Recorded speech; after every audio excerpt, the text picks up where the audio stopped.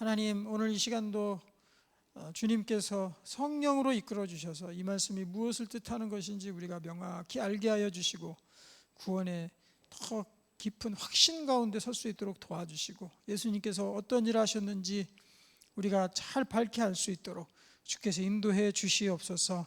하나님, 많은 사람들이 또 제자가 될 수 있도록 주께서 인도해 주시고 정말 우리 각 교회마다 하나님의 정말 일꾼들이 온전히 세워질 수 있도록 도와주시고 또 우리 교회 위에도 하나님 많은 제자들이 양육될 수 있도록 주께서 인도해 주시옵소서. 예수님의 이름으로 기도하옵나이다. 아멘. 네, 반갑습니다.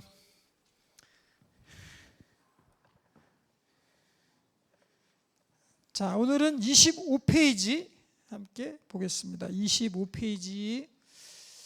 자, 오늘도 방송실 수고해 주시는 집사님 감사를 드립니다. 혹시 녹화가 가능하면 그냥 녹화를 좀 해주시면 좋겠습니다. 네, 오늘 3과인데요. 예수님의 죽음과 대속. 우리가 1과 2과를 보게 되면은 1과는 하나님 아버지 신론이죠. 그리고 2과는 인간에 대해서 인간론, 그리고 죄까지 같이 배웠습니다. 오늘은 이제 하나님 세상 창조했는데 인간이 타락을 해서 죄 가운데로 빠졌다. 그리고 그럼 어떨 건데, 어떻게 할 건데 이러면서 우리 24페이지에 보시면은 맨 밑에 그 구절, 로마서 구절이 있죠. 오호라 나는 공고한 사람이 사망의 몸에서 누가 나를 건져내랴 하면서 그냥 오호 통제라 하면서 한탄으로 끝나잖아요. 답이 없다라는 거죠. 답이 없습니다 하고 끝나버렸습니다. 그래서 이제 예수님이 필요한 것이고 우리 가운데 예수님을 보내주셔서 우리가 이러한 새 삶을 할 수 있도록 그렇게 이제 시작이 된 것입니다. 자, 예수님의 죽음과 대속. 예수님은 누구시며 이 땅에 오셔서 어떤 일을 하셨는지 알아봅시다. 이렇게 되어 있습니다. 나눔. 내가 알고 있는 예수님은 누구입니까? 우리 너무 식상한 질문 같지만요. 자기가 한번 이렇게 표현해 보는 게 중요한 것 같아요. 지금 내가 알고 있는 예수님은 난 이런 분입니다. 누구를 소개할 때 뭐 저희 어머니입니다. 저희 친구입니다. 뭐 직장 상사입니다. 이렇게 소개하잖아요. 만약 누구한테 소개한다면 예수님은 나의 뭐 어떤 분입니다. 누구입니다. 이렇게 소개해야 될 거 아닙니까? 굉장히 중요한 거죠. 그러니까 식상하다 생각하지 마시고요. 자기가 표현할 수 있는 최고의 표현을 담아서 한번 자기가 구체적으로 어떻게 표현할지를 옆 사람과 이 시간에 잠깐 나눠보시면 되겠습니다. 혼자 계신 분들은 앞뒤로 짝을 지어주시고요. 그리고 세 분이 앉아 계신 분들은 세 분이서 같이 나누시면 되겠지요. 자, 지금부터 자기 예수님이 누구신지를 고백하는 시간을 잠시 갖도록 하겠습니다.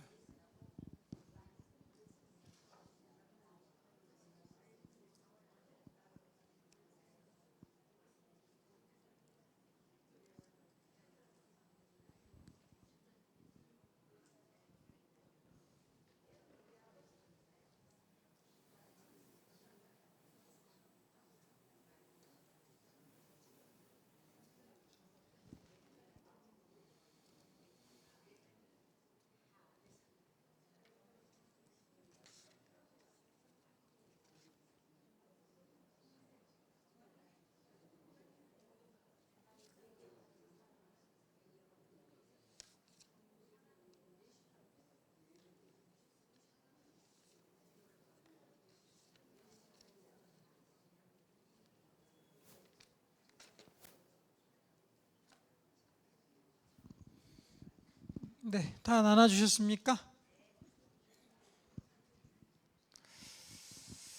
어떤 분은요, 제가 아는 역사상의 좋은 선생님이요 이렇게 대답하시는 분들도 있을 수 있죠. 있어요. 네, 그러니까 특별히 이제 이번 과를 우리가 잘 공부하고 이제 다음 기회에 내가 이제 다른 분들을 혹시나 이런 것에 대해서 가르쳐줄 기회가 이제 오겠죠. 그러면은 우리 여러분들이 잘 예수님에 대해서 소개를 해주셨으면 좋겠습니다. 지난주에 이제 이과 우리 죄에 대해서 배웠잖아요. 그래서 저는 열심히 설명하고 집에 갔더니 저희 아내가 갑자기 죄의 근본에 대해서 왜 설명을 안 하는 거예요? 이렇게 이제 얘기를 하시더라고요. 그래서 그 죄의 근본이 뭔데요? 저도 가만히 생각해 봤어요.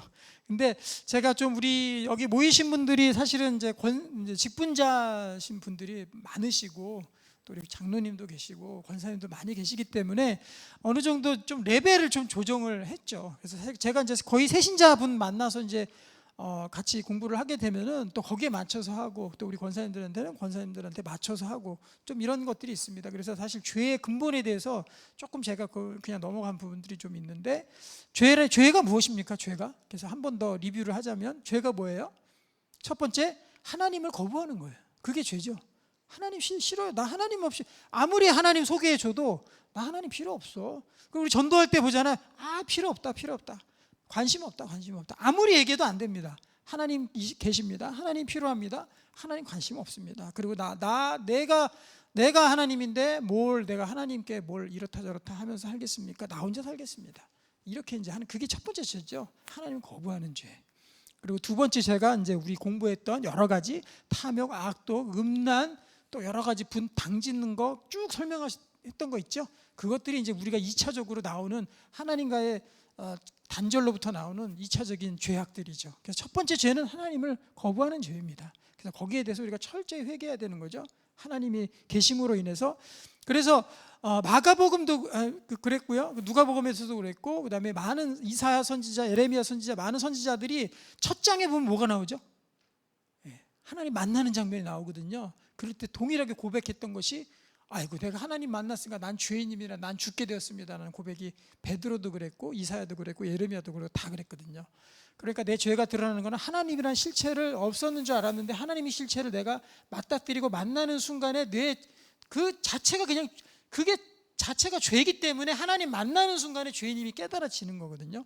그러니까 하나님을 거부하는 죄, 이게 제일 큰 죄죠. 하나님 거부하는 죄. 그런데 하나님 만나니까 내가 죄인임이 그냥 자동으로 깨달아지는 겁니다. 그러니까 눈물 흘리게 되고 주저앉아서 울게 되고 회개하게 되고 통곡하게 되고 자복이 일어나는 거죠. 그걸 다시 한번 짚어드렸고요. 오늘은 예수님의 죽음과 대속에서 보겠습니다. 자, 1번 문제 보겠습니다. 구약 성경에서 예수님은 어떻게 예언되어 있나요? 일단은 예언부터 봐야 되겠죠. 예수님이 오신다, 누가 온다, 메시아가 온다, 그리스도가 온다, 우리를 구원할 누군가가 온다, 이스라엘을 회복할 누군가 온다, 계속해서 예언이 되어 있는 겁니다. 자, 예레미야 23장 5절 읽겠습니다. 시작.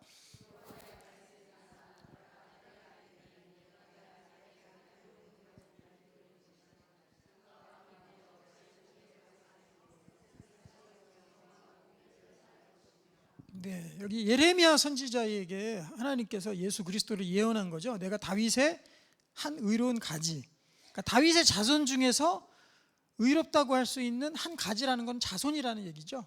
그 중에 한 명을 세우겠다.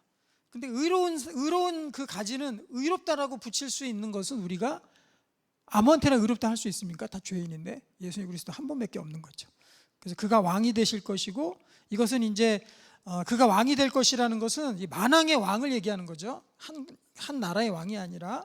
그리고 지혜롭게 다스리며 세상의 정의와 공의, 그러니까 정의란 말과 공의라는 말은 함부로 붙일 수 있는 게 아니죠. 우리가 어떻게 정의가 되고 공의가 되겠습니까? 공의는 하나님만이 행하시는 분이죠. 그러니까 예수 그리스도가 예레미야에 예언이 되어 있다. 자, 우리 옆에 그 해설을 좀 볼까요? 다음과 같은 예언의 말씀들이 더 있다, 이렇게 되어 있는데요.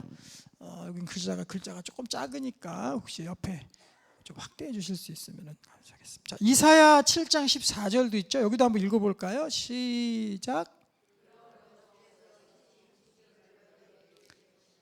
보라, 처녀가 잉태하여 아들을 낳을 것이요 그의 이름을 임마누엘이라 하리라. 하나님이 우리와 함께 하심이란 뜻이죠. 임마누엘이 이사야 선지자에게도 동일하게 예수 그리스도께서 오실 것이 예언이 되어 있는 거죠. 그리고 미가서 5장 2절 읽겠습니다. 시작. 베들레헴 에브라다야, 너는 유다 족속 중에 작을지라도 이스라엘을 다스릴 자가서 내게로 나올 것이다. 베들레헴에서 태어난다는 게 여기 예언이, 장소까지도 예언이 되어 있죠. 베들레헴 한 고을에서 예수 그리스도께서 태어나실 것이다. 그러니까 구약 성경에서는요, 여기저기에서 계속해서 이 예수님에 대한 예언들로 가득 차 있습니다. 이런 직접적인 예언 말고도 여러 가지 예표를 통해서 또 간접적으로 이렇게 예언을 하시죠. 예를 들면 모세가 놋뱀을 매달아서 다니까 불뱀이 물던 그 이스라엘 백성들이 죽어가던 이스라엘 백성들이 놋뱀을 쳐다보면은 산다. 그 놋뱀이 바로 예수님을 예언하시는 거죠. 그렇죠? 그거 외에도 굉장히 많이 있습니다. 이런 많은 예언들이 되어 있다. 이렇게 아시면 되겠고요. 26페이지 보겠습니다. 예수님은 어떤 모습으로 이 땅에 오셨나? 이게 중요하겠죠. 자, 빌립보서 읽겠습니다. 시작.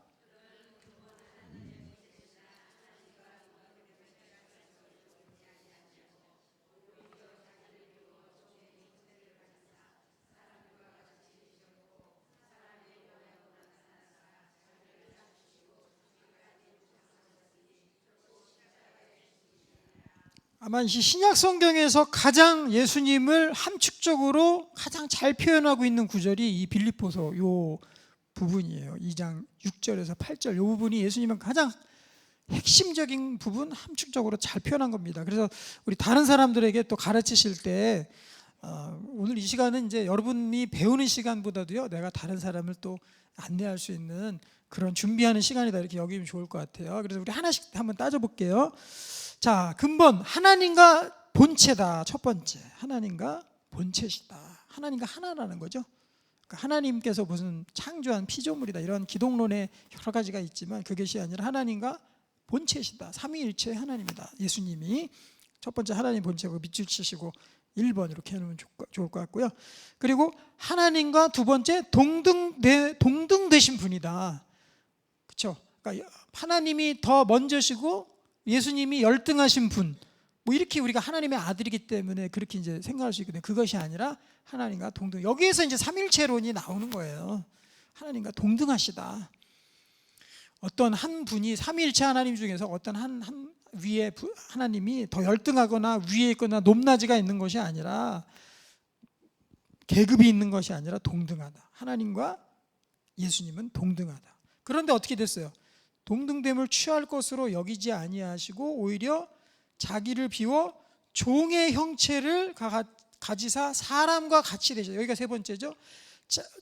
종의 형체를 가지사 사람들과 같이 되셨다. 요 세 번째. 첫 번째 하나님과 본체, 두 번째 하나님과 동등하신 분, 세 번째는 그런데 그 동등함을 포기하시고 종의 형체의 사람과 같이 되셨다. 완전한 사람이라는 거죠. 사람과 같이라는 것이 어떤 모양만 사람인 것이 아니라 완전한 사람이 되셨다라는 거죠. 같이 되셨다. 그다음에 네 번째, 사람의 모양. 이것도 오해하면 안 됩니다. 사람과 같이, 사람의 모양, 사람처럼 보이게 됐다, 이게 아니죠. 완전한 사람인데 이게 바로 이제 그 언어의 한계의 표현인 거죠. 우리나라 번역의 언어의 한계의 표현인 거예요. 사람의 모양으로 나타나사, 자, 우리 네 번째, 자기를 낮추셨다. 그렇죠? 자기를, 이게 사람 종의 형체를 가지고 사람의 모양으로 됐다라는 것 자체가 자기를 낮추셨다는 거죠. 지극히 하나님이신, 하나님과 동등하신 위치에 계신 하나님께서 그 위치를 낮추어 가지고 어디까지 낮아지신 거예요? 종의 형제까지, 종같이, 그리고 범죄자처럼 그렇게 자기를 낮추셔서 그 하나님이신 분이 낮추셔서 오셨다. 높으신 분이 많이 계시겠지만 높으신 분이 와가지고, 그쵸, 갑자기 집에 방문하셨는데 집 막 화장실 청소해 주시고 걸레질 해 주시고 이렇게 하면 어떻게, 왜 이러십니까 하고 말릴 거 아닙니까? 근데 그게 종의 형체보다도 더 낮은 형태로 예수님께서 그렇게 낮아지셨다는 거죠. 그러니까 거기에 다 우리가 그냥 굴복할 수밖에 없는 거예요. 그 낮아지심에. 그리고 이제 네 번째, 죽기까지 복종하셨고 십자가에 죽으셨다. 대신 죽었다라는 것만큼 낮아질 수는 없겠죠. 그게 최고의 낮아짐의 부분이겠죠. 그래서 이 빌립보서 이 뒤에 보면은, 사실 이 뒷부분에 보면은 우리 이제 주대심에 가서 다시 나옵니다. 이 뒷부분은 제가 나눠놔가지고 예수님의 낮아지심, 그 다음에 예수님이 그래서 우리 만유의 주가 되셨다, 주인이 되셨다. 그 부분이 이제 뒤에 단원에 주대심이라는 단원이 있거든요. 거기에 가면 이제 이 빌립보서 뒷부분이 다시 나오거든요. 그래서 이렇게 낮아지시고 만유의 주로 서게 되셨다라는 거죠. 그러니까 우리 이걸 정리하면 좋겠죠. 예수님은 하나님과 본체시고 동등하신 분이다. 그런데 낮아지시고 죽음에까지 이르셨다. 이분이 예수님이다. 사실 이게 수준이 어디 있겠습니까? 이거는 우리가 아무리 들어도, 아무리 강조해도 지나치지 않고, 그리고 들을 때마다 우리에게 은혜가 되고 우리에게 더 힘이 되고 더 우리가 하나님께 순종할 수 있는 그런 힘이 되는 거 아니겠습니까? 이건 수준이 없는 거예요. 아이 삼가 이거 뭐 내가 많이 공부한 건데, 그게 아니라 할 때마다 주여 그렇습니다. 저는 죄입니다. 주님께서 이렇게 낮아지셨군요 하고 또 감탄하고 할 수 있는, 어떻게 보면 공부도 수준이 있잖아요. 제일 낮은 것부터 쭉 해서 올라가지 않습니까? 근데 이 부분은요, 제일 낮은 기초 부분에 해당하지만 제일 고급 부분에도 해당하는 거예요. 그래서 우리가 이 두 부분을 잘 알아야 되겠다. 자, 3번 보겠습니다. 예수님은 언제부터 계셨으며 어떤 일을 하셨습니까? 이 부분도 너무 중요한 말씀이죠. 요한복음 1장 1절에 3절 읽겠습니다. 시작.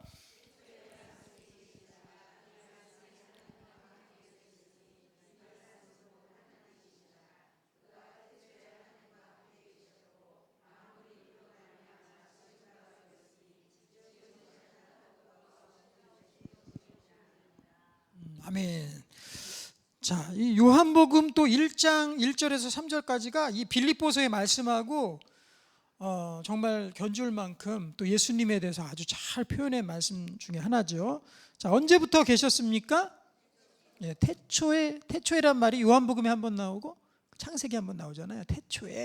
태초에 예수님이 계셨다. 이 말씀이 근데 말씀으로 표현되어 있잖아요. 이제 이게 그리스 시대의 로고스라는 개념을 우리가 알아야 되는데, 이 부분들은 이제 우리가 그렇게 그냥 정리하면 될 것 같습니다. 막 이게 또 설명하면은 기니까, 여기 원어로 보면은 로고스 이렇게 되어 있어요. 태초에 로고스가 계셨다. 로고스 이렇게 적혀 있는데, 로고스라는 게 뭐냐면 그리스 시대에 그때 당시에 있었던 이 지구, 이 전 세계 모든 이 우주 만물의 어떤 근원이 되는 거, 그 무엇이 있을 것이다 하고 철학자들이 계속 연구를 했거든요. 그래서 누구는 뭐 무슨 철학자는 물입니다. 무슨 철학자는 만물의 근원이 불입니다. 뭐 어떤 사람은 뭐 흙입니다. 뭐 이렇게 그거 약간 기억나시죠? 그런 거 배우셨던 거. 네. 그러니까 그런 것들을 그대로 이제 이 말씀에도, 이 시대에 있었던 하나님의 말씀에도 적용이 된 거죠. 예수님은 로고스시다. 로고스는 무엇이냐? 이 세상 만물을 만들 제1 근원이 되는 무엇? 하나님이죠, 뭐. 그러니까 예수님께서 태초에 예수님이 계셨다, 이렇게 이제 우리가 생각하면 되겠습니다. 그리고 이 말씀이 우리 2번에서도 마찬가지로 하나님과 함께 계셨다. 그리고 이 말씀은 곧 하나님이라. 이 말씀이 누구시죠? 말씀, 예수님이잖아요. 그러니까 예수님이 하나님, 완전한 하나님이시다. 그리고 태초에 하나님과 또 함께 계셨고, 또 우리 이제 세상 만물을 창조하신 분을 우리 하나님으로만 알고 있을 수 있거든요. 아닙니다. 삼위일체 하나님께서 동일하게 창조에 참여하셨어요. 그래서 만물이 그로 말미암아 지은 바 됐는데 지은 것이 하나도 그가 없이는 된 것이 없다, 이렇게 기록을 하고 있죠. 예수님께서 태초부터 계셨다. 만물을 창조하신 창조주이시다. 하나님과 함께 계셨다. 태초부터 계셨다. 이렇게 우리가 알고 있으면 되겠습니다. 여러 가지 줄들을 잘 쳐놓으시고요. 네, 그거 하나하나 우리가 보면 될 것 같아요. 자, 4번 문제입니다. 예수님이 이 땅에 오신 이유는 무엇입니까? 자, 요한복음 1장 29절 읽겠습니다. 시작.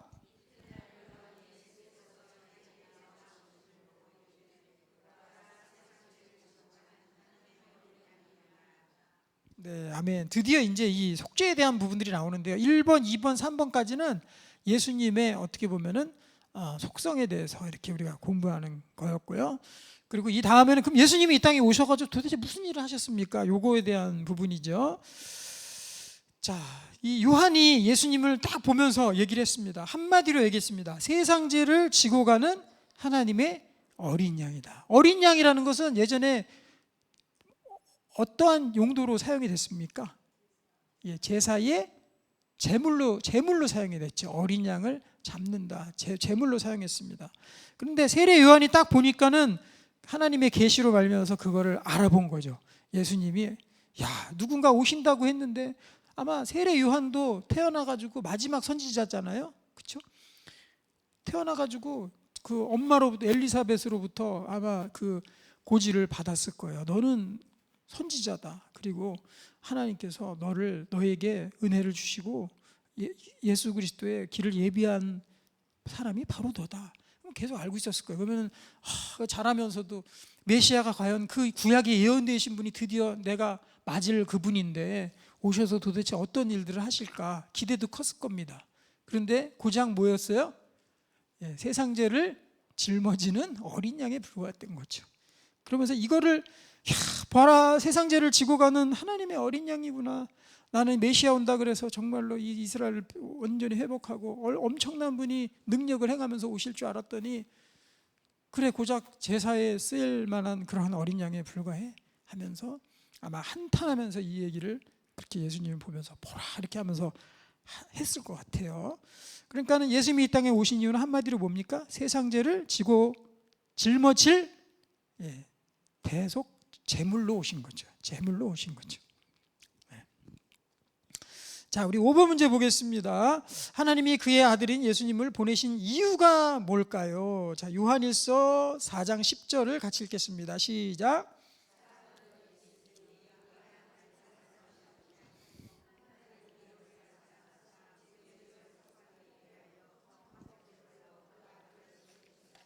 아멘. 요한일서 이 말씀이 제가 이제 이 49절 암송의 첫 번째 구절로 되어 있거든요. 제가 예전에 한번 나눠드린 그 40 암송 구절 표 있잖아요. 거기에 제 1번이 이 말씀이에요.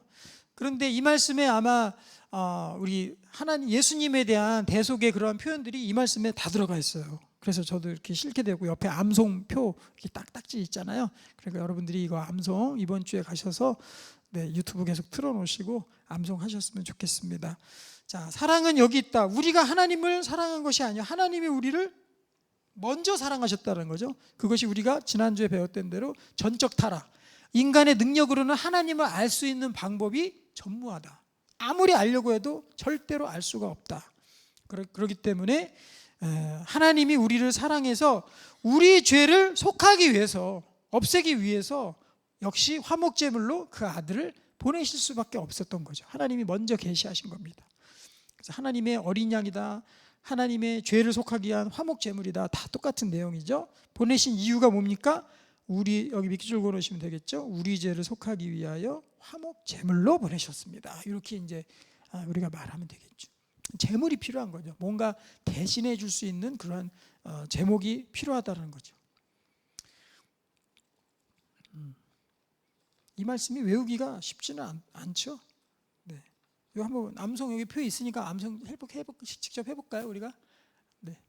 우리 꿀벌 암송법이라고 해가지고요. 꿀벌이 이제 먼 거리 1km를 갈 때, 1km를 갈 때 거기를 한 번에 못 간답니다. 그럼 어떻게 가냐면 300m씩 나눠서 간다 그러죠. 그래서 한 번에 300m 갔다가 왔다가 그 길을 기억하나 봐요. 그 다음에 600m 갔다가 왔다가 그 다음에 1km 갔다가 왔다가 이렇게 그러면서 이제 거기를 완주를 이렇게 한다 그래서 이제 그 암송법을 뭐 한입이 암송법, 뭐 꿀벌 암송법 이렇게 해가지고 이제 부르는데요.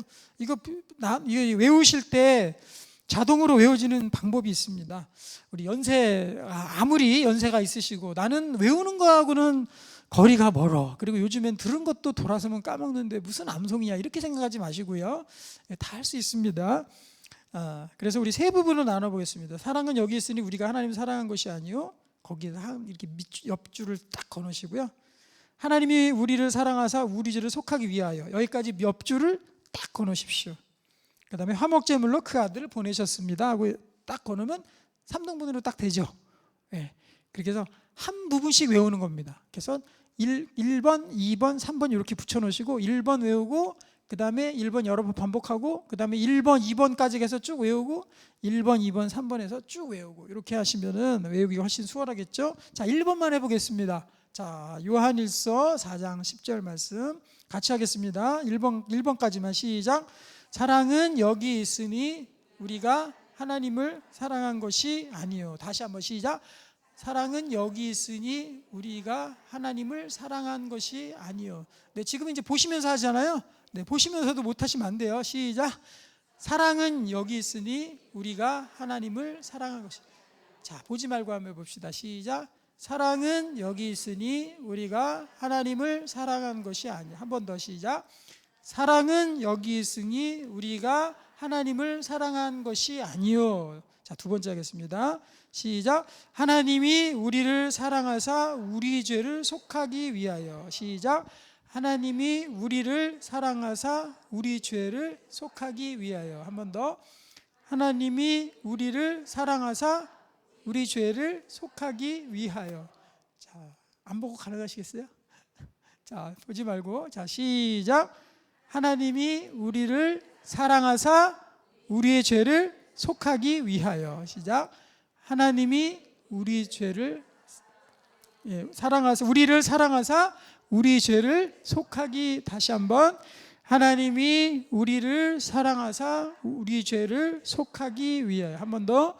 하나님이 우리를 사랑하사 우리 죄를 속하기 위하여. 자, 그러면 이제 1번하고 2번을 해보겠습니다. 한번 보고. 자, 시작. 여기 있으니 우리가 하나님을 사랑한 것이 아니요 하나님이 우리를 사랑하사 우리 죄를 속하기 위하여. 자, 처음부터 시작. 사랑은 여기 있으니 우리가 하나님을 사랑한 것이 아니요 하나님이 우리를 사랑하사 우리 죄를 속하기 위하여. 한 번 더. 사랑은 여기 있으니 우리가 하나님을 사랑한 것이 아니요 하나님이 우리를 사랑하사 우리 죄를 속하기 위하여. 한 번 더. 사랑은 여기 있으니 우리가 하나님을 사랑한 것이 아니요 하나님이 우리를 사랑하사 우리 죄를 속하기 위하여. 네, 이거 여러 번 반복하면요 우리 노화도 방지되고요 또 치매도 예방되고 좋습니다. 많이 하시기 바랍니다. 세 번째 시작. 화목제물로 그 아들을 보내셨습니다. 시작. 화목제물로 그 아들을 보내셨습니다. 한 번 더. 화목제물로 그 아들을 보내셨습니다. 자, 처음부터 한번 끝까지 해보겠습니다. 시작. 사랑은 여기 있으니 우리가 하나님을 사랑한 것이 아니요 하나님이 우리를 사랑하사 우리 죄를 속하기 위하여 화목제물로 그 아들을 보내셨습니다. 아멘. 어떻게 오셨어요? 보고 하셨어요? 자, 이제 안 보고 한번 해보겠습니다. 안 보고. 시작. 사랑은 여기 있으니 우리가 하나님을 사랑한 것이 아니요 하나님이 우리를 사랑하사 우리의 죄를 속하기 위하여 화목제물로 그 아들을 보내셨습니다. 아멘. 한 번 더 마지막입니다. 시작. 사랑은 여기 있으니 우리가 하나님을 사랑한 것이 아니요 하나님이 우리를 사랑하사 우리의 죄를 속하기 위하여 화목제물로 그 아들을 보내셨습니다. 아멘. 요한일서 4장 10절 말씀. 아멘. 네, 다음엔 또 외우시기가 훨씬 수월하시겠죠? 요거 한번 같이 해주면, 혼자 외우라 그러면 힘들어서 못하는데요, 이렇게 같이 나눠가지고 하게 되면은요 같이 외울 수가 있어서 좋은 것 같아요. 저도 이 시간 바로 외웠어요. 지금 저도 이거 잊어버리고 나서, 전에 외웠다 잊어버리고 나서, 저도요 제일 못하는 게 암기 과목이거든요. 그래서 대학 갈 때도요, 이 국영수 못하시는 분들이 들으면은 좀 염장질 소리지만은 저는 국영수 점수로 대학을 어떻게 간신히 석권해서 들어갔어요. 근데 점수 까먹은 데는 다 사회 과목, 암기 과목, 역사 과목 이런 데 다 점수 까먹었거든요. 암기 과목 제가 제일 못하는데, 암기도 잘 못하고 하는데, 그런데 이렇게 나눠서 하면은요 저도 암송이 잘 되더라고요. 그러니까 여러분들 이건 뭐 연세에 관계 없습니다. 누구나 다 할 수 있는 것입니다. 요한일서 4장 10절만큼 이렇게 탁 암송해 놓으면 좋은 게 또 없겠죠. 자, 6번 보겠습니다. 예수님은 왜 십자가에서 죽으셨습니까? 다 4번, 5번, 6번 다 같은 내용이죠. 자, 보겠습니다. 갈라디아서 1장 10절 읽겠습니다. 시작. 그리스도께서 하나님 곧 우리 아버지의 뜻을 따라 이 악한 세대에서 우리를 건지시려고 우리 죄를 대속하기 위하여 자기 몸을 주셨으니. 자, 어떤 게 있을까요? 한번 대답해 보시겠어요? 네, 우리 아까 나누셨던 옆 사람에게 이 6번 문제에 대해서 한번 답을 해보시기 바랍니다. 하나, 예수님 왜 십자가 죽으셨습니까? 구절을 보면서. 자, 시작.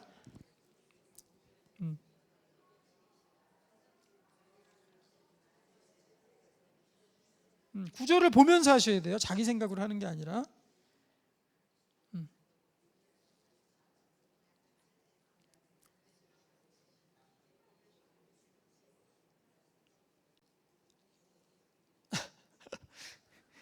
자, 첫 번째 어떤 게 될까요? 뜻을 따라까지는 이제 설명이고 악한 세대에서 우리를 건져내시려고. 왜? 그거의 첫 번째죠. 악한 세대에서 우리를 건지시려고 십자가에 죽으셨다. 그리고 자기의 어떻게 죽으셨습니까? 왜 죽으셨습니까? 우리의 죄를 대속하기 위해서 죽으셨다는 거죠. 악한 세대에서 건지시려고, 그리고 우리의 죄를 대신해서 속한다라는 것은 없앤다라는 얘기거든요. 구조한다는 얘기거든요. 그럼 대속 이러면은 대신해서 우리를 위해서 속해 주셨다라는 거죠. 그러면 악한 세대, 이 악한 세대도 우리를 건져낼. 우리 그러니까 우리 그 구명조끼 있죠. 요번에 여름에서도 가서 우리 아들 구명조끼를 하나 이제 당근마켓에서 싸게 파는 걸 하나 건져다가 이제 입혔거든요. 그래서 이제 바닷가 가서 잠깐 뛰어났는데, 이렇게 보면은 구명조끼 뒤에 보면은요, 이렇게 손잡이가 달려 있어요. 뒤에. 그러면 뒤에 가가지고 그 손잡이 이렇게 쭉 들면요, 이렇게 해서 쭉 이렇게 몸이 들리더라고요. 그래서 그것도 보면서 하나님께서 예수님 보내셔 우리를 저렇게 구조를 하셨구나. 이 악한 세대에서 건졌다라는 게 뭐예요? 악한 세대에서 허부적 거리는 사람을 갖다가 그 위에 탁 잡아가지고 쭉 건져주신 거죠.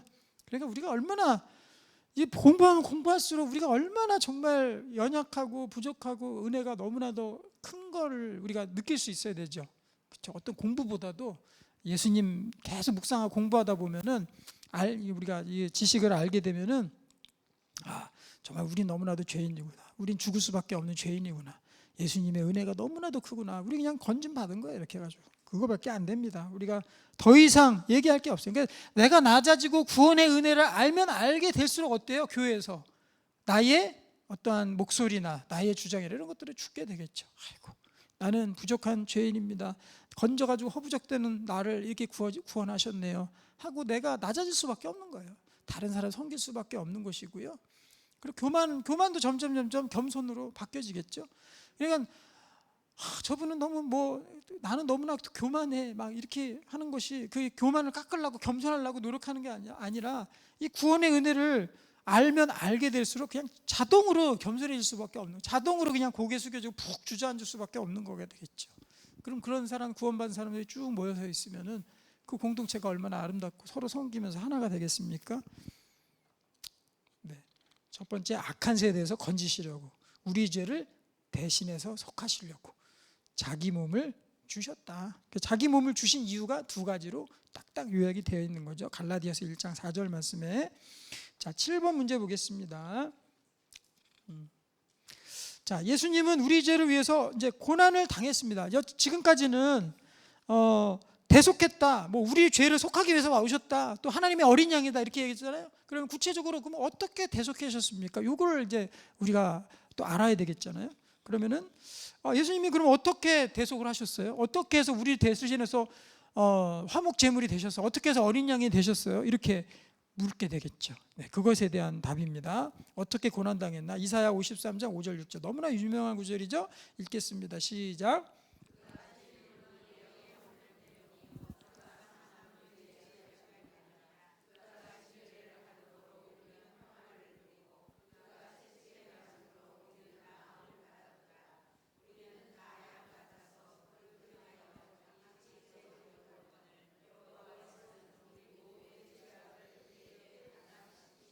네, 7번과 8번 문제에서 예수님의 고난에 대해서 아주 구체적으로 눈으로 이렇게 보듯이 다 설명하고 계시잖아요. 그러면 우리 하나하나 좀 찝어봤으면 좋겠습니다. 자, 그가 일단은 찔렸습니다. 창에 찔렸습니다. 그것이 우리의 뭐 때문이다?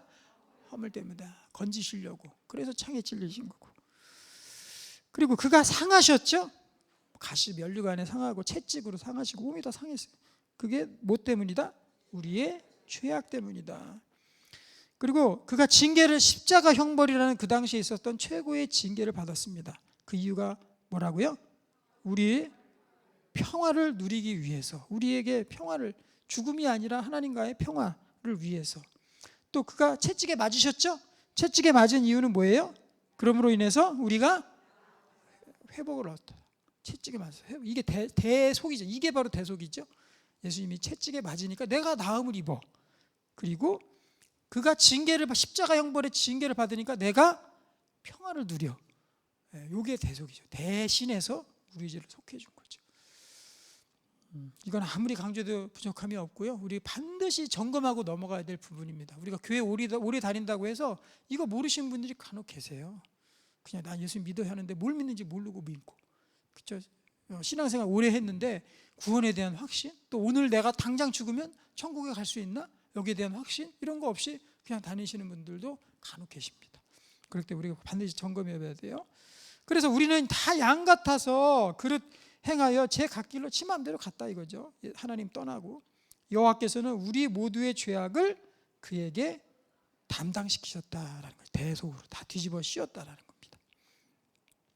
그래서 이걸 교환이라고 얘기합니다. 뭐 신학적인 용어로 뭐 달콤한 교환, 스위트 익스체인지 뭐 이렇게 뭐 얘기하는데 예수님과 우리 사이에 교환이 일어났다는 거예요. 죄를 가져가시고 우리가 평화를 얻고 교환이 일어났다. 자, 8번 보겠습니다. 예수님의 고난으로 우리가 얻게 되는 거. 자, 보겠습니다. 비슷한 내용이죠. 베드로전서 2장 24절 시작. 친히 나무에 달려 담당하셨으니 이는 우리로 죄에 대해서 죽고 의에 대해서 살게 하려시. 그가 채찍에 맞음으로 너희는 나음을 얻었다. 네, 주사 맞고 약 먹어서 난 게 아니고요. 예수님이 채찍에 맞으니까 우리의 죄의 병이 나았다는 겁니다. 그리고 우리의 죄를 그에게 담당시키니까 우리가 일어난 일이 있어요. 그게 정말 중요한 내용인데 여러분들이 밑줄 쳐놓으시면 좋겠어요. 우리로 죄에 대해서 어떻게 됐습니까? 죄에 대해서 죽었다. 그러니까 죄는 끝난 거예요. 다 우리가 그동안 있었던 모든 죄악은 다 끝나버린 겁니다. 이제 앞으로 우리가 죄 짓게 될 거는 우리가 이제 성화를 통해서 극복해 나가야 될 부분들이지, 그 죄 문제 때문에 더 이상 문제 삼지 않는다는 거예요. 하나님께서 너 죄 끝 하고 선언이 땅땅땅 대법원에서 내래 3심까지 갔어. 대법원에서 땅땅땅 무죄. 그러면 끝나는 거잖아요. 그렇죠? 누가 뭐라 그래요? 무죄. 뭐 1심에서는 유죄 받았어요. 2심에서 유죄 받았어요. 3심 가서 대법원에서 알고 보니까 무죄야. 땅땅땅. 그러면은 그때부터 더 이상 문제 삼을 필요 있습니까? 없습니까? 끝난 겁니다. 완전히 끝난 거예요. 그래서 죄에 대해서 죽었다라는 표현이 우리의 죄에 대해서 더 이상의 문제 삼을 소지가 완벽히 100%, 0.1% 남으면 안 돼요. 하나님 앞에서는 100%만 됩니다. 100% 완전히 해결됐다는 거죠. 우리의 죄가 완전히 해결됐다.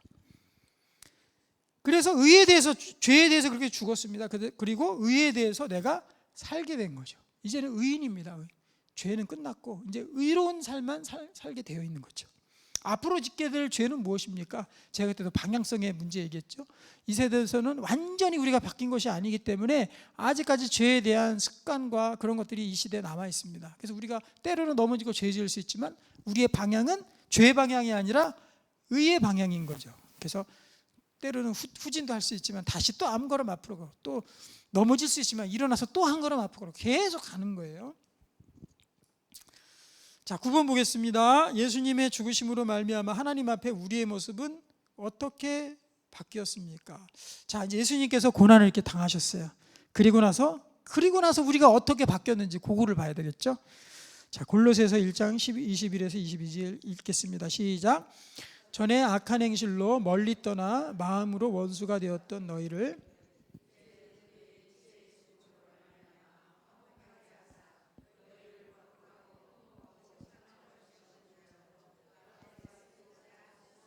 네, 우리 어떻게 바뀌었죠?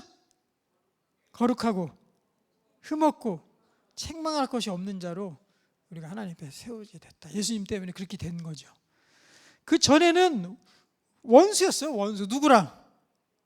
하나님과 원수였습니다. 완전히 막혀가지고 하나님과 소통도 안 되고, 하나님 보십시오. 오죽 원수였으면은 모든 병자를 고치시고 그 당시에 선밖에 행하지 않으신 예수님을 갖다 십자가에 못 박으라고 그렇게 했겠습니까? 십자가에 박으소서. 원수니까 그렇게 하죠. 그러니까 하나님에 대한 원수됨과 그 죄악은요, 하나님을 멀리하고 싫어하는 것은 우리의 본성이라고요. 죄의 본성이라고요. 그게 그렇게 원수되어 있는데 예수님의 육체의 죽으심으로 말미암아서 어떻게 됐다? 화목에다가 동그라미 쳤어요. 화목이 중요한 거죠. 원수, 화목, 요 두 가지에 이렇게 동그라미 쳐놓으시죠. 원수가 되었던 사람을 화목하게 돼. 하나님과 이제 화목하게 되는 거죠. 원수, 화목. 그래서 결국 우리가 어떻게 됩니까? 거룩, 거기다 똥 밑줄 그어놓으시고, 흠없고 밑줄 그어놓으시고, 책망할 것이 없는 자. 밑줄 그으시고 그 앞에 선다. 예수님 앞에, 하나님 앞에 선다는 게 얼마나 어렵고 두려워 떨리는 일입니까? 네, 대표기도 하러 오시는 우리 올 때마다도 우리 두렵고 떨리시죠? 예, 저도 말씀 들고 강단에 설 때마다 두렵고 떨립니다. 강단 앞에 선다는 게 얼마나, 하나님 앞에 서는데요. 그럼 근데 그 앞에 우리가 책망할 거 흠 없이 우리가 설 수 있다는 게 예수님의 죽으심 때문에, 육체의 죽으심 때문에 그렇다. 그러니까 구절 하나하나를요 동그라미 치고 밑줄 긋고 이렇게 또 표시도 하시고 이렇게 하면 구절이 다 이해가 되기가 좋아요. 그리고 이 구절을 하나하나 이렇게 볼 때 그때 어떻게 된다 그랬어요? 성경에서 성령이 강하게 역사하신다 그랬죠. 그러니까 말씀을 하나하나 이렇게 나누어서 그 구절 하나를 우리가 잘 섭취하고 말씀을 먹을 때 그때 성령 충만이 임합니다. 성령의 역사가 일어나는 거예요. 그래서 이게 불신자, 초신자들도 이렇게 말씀 하나하나 잘 풀어줘서 이해할 수 있게 먹이면은요, 그러면 그 영혼이 금방 살아나거든요. 근데 이제 개념적으로 막 이렇게 하고 또 율법적으로 왜 교회 안 왔어? 막 율법적으로 이렇게 접근하면 이제 안 되는 거죠. 말씀으로 접근해야 되죠. 자, 10번입니다.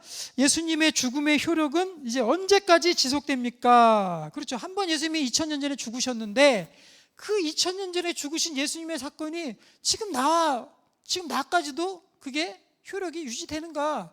이것이죠. 그리고 내가 앞으로 짓게 될 죄 가운데도 그게 효력이 유지되는가? 이 말씀이죠. 자, 히브리서 10장 12절과 14절 읽겠습니다. 오직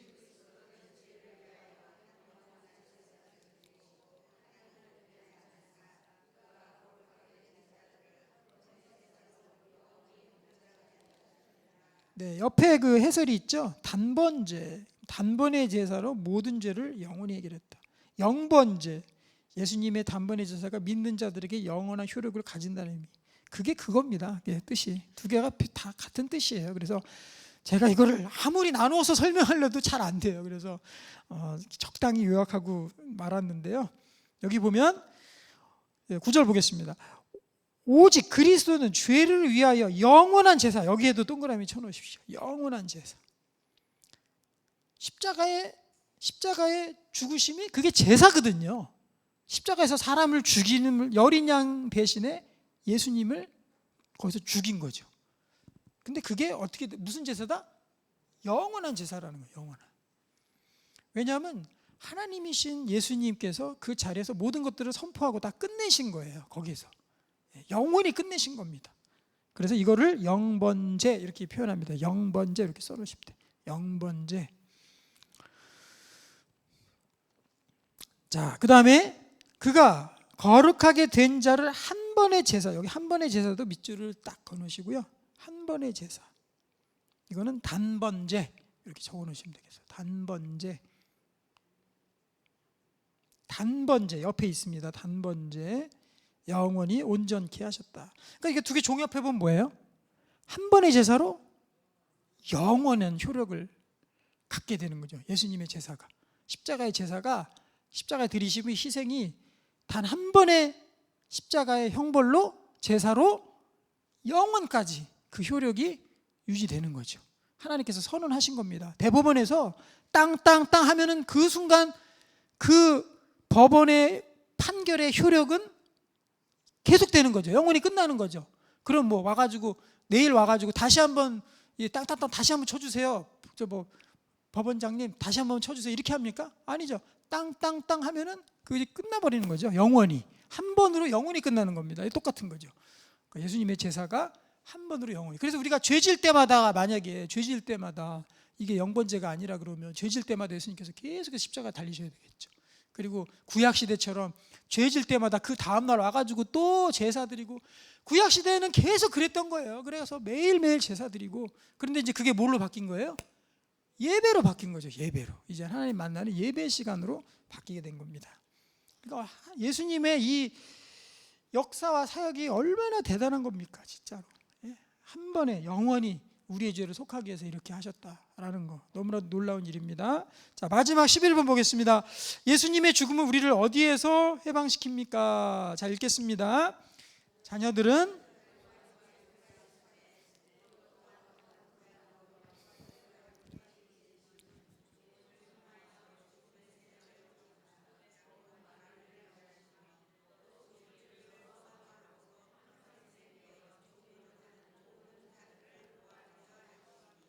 네, 여기 보면 예수님의 죽음이 첫 번째 마귀를 멸하신다. 그렇죠? 마귀의 세력으로부터, 악의 세력으로부터, 사탄의 세력으로부터 우리를 해방시켜 주시는 거죠. 악이 다 지금 예수님 아니면 다 마귀의 거기에 세력이 가담한 사람들입니다. 거기 질질질 마귀가 하는 대로, 사탄이 하는 대로 질질질 끌려다닐 뿐이에요. 거기에서 우리를 해방시켜 주시고, 그리고 이게 이제 이 다음 구절로 넘어갈 때는 제가 거기에서 다음 줄로 넘겼어요. 그래서 마귀를 멸하시며까지가 14절이고요. 15절이 또 죽기를 무서워하는, 여기부터 15절이거든요. 그러니까 그 다음 줄로 넘어가는 건 그 다음 구절이라는 뜻입니다. 그러면 우리가 15절 보시면 어떻게 돼요? 이게 이 15절이 전형적으로 세상 사람들이 살아가는 모습이에요. 적어놓으세요. 세상 사람들이 살아가는 모습. 또 죽기를 무서함으로 한평생 매여서 종노릇 한다. 이게 세상 사람들의, 예수 믿지 않는 사람들의 모습인 거죠. 한평생 죽기를 무서워하고 한평생 매여서 죄의 종노릇 하는 게, 그게 예전에 예수 없는 삶이에요. 그게. 다시 한번 어떻게요? 죽기를 무서워하고 한평생 매여서 죄의 종노릇하고 사는 거. 이게 여기서 하나님 건져주셨으니까 얼마나 대단한 겁니까? 이거를 우리가 배우고 또 배우고 또 묵상하고 또 묵상할수록 우리는요, 지루하다 이제 그만하자, 이게 아니고요, 점점 더 예수님의 깊이 있는 은혜 가운데 우리가 나아가는 거예요. 진정으로 우리의 어떤, 우리가 봉사를 하거나 사역을 하거나 우리의 직분을 감당할 때도 이 부분이 없이는요, 그게 공허한 그 사역밖에 되지 않아요. 하면 힘들고, 또 하면 이거 나만 힘든 거 아닌가 이런 생각도 들고, 또 때로는 서운한 마음, 나만 고생하나 서운한 마음도 들고 이렇게 되잖아요. 근데 우리 사역에 꼭 필요한 게 이겁니다. 예수님의 깊이 있는 은혜를 맛보고 예수님의 사역을 맛봤을 때 내가 사역의 자리로, 봉사의 자리로 나갈 수 있는 거죠. 그래서 그 힘이 안 들고 내가 기꺼이 할 수 있는 그 일들이 되는 거죠. 우리 직분 감당하는 것도 그런 것들이 되는 거죠. 네, 오늘 너무너무 수고하셨습니다. 어찌 보면은 좀, 사실 예수님의 이 대속의 사역은요, 저도 이해하는데 고등학교 3학년 때 믿고 나서 이거 이해하는데 한 10년 이상 걸린 것 같아요. 쉬운 내용이 결코 아니거든요. 이게 딱 이해되고 정리가 딱 되는 게. 그렇지만 우리가 밑줄 그어놓으시고 동그라미 그어놓으신 그 부분들 여러분들이 잘 기억하시고 해놓으십시오. 그러면은 우리가 딱 정리돼가지고 정말 하나님의 능력 있는 종으로 우리가 살게 될 줄로 믿습니다. 아멘. 네, 제가 기도하고 마치겠습니다. 주님, 오늘도 감사합니다. 이제 예수님의 오심, 또 고난, 죽으심, 대속하심, 또 그로 인해서 우리가 어떻게 바뀌는지까지 이제 배웠습니다. 하나님, 이것이 우리의 학습의 수준의 차이, 또 정말 우리가 기초적인 것을 배운다, 이것이 아니라 정말 어찌 보면은 가장 귀하고 귀중한 것들을 또 오늘 말씀을 통해서 배웁니다. 하나님, 정말 십자가의 깊이 있는 은혜 가운데 우리가 늘 잠기게 하여 주시고, 이 구원의 은혜 때문에 살게 하여 주시고, 구원의 은혜로 사역하고 봉사하고, 구원의 은혜로 예배드리고, 구원의 은혜로 하나님과 소통하며 기도하며 만나는 저희들이 될 수 있도록 주께서 인도해 주시옵소서.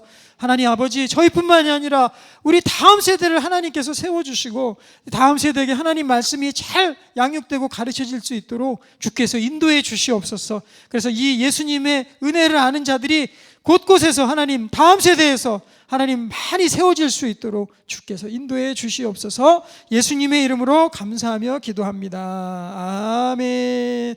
우리 마치겠습니다. 다음 시간에는요, 보통 예수님의 부활을 이 예수님의 죽음과 고난 속에 그냥 포함시켜서 한두 문제 정도로 이렇게 언급하고 넘어가는 그러한 교재들이 많이 있거든요. 근데 이 부활은 너무 중요한 겁니다. 그래서 저는 부활을 따로 한과를 할애해가지고 그냥 부활과 한 단원을 따로 만들었어요. 그래서 다음 주에는 우리 예수님의 과연 부활이 어떻게 이루어졌고 어떤 영향력을 미치는지 그것에 대해서 보도록 하겠습니다. 네, 수고하셨습니다.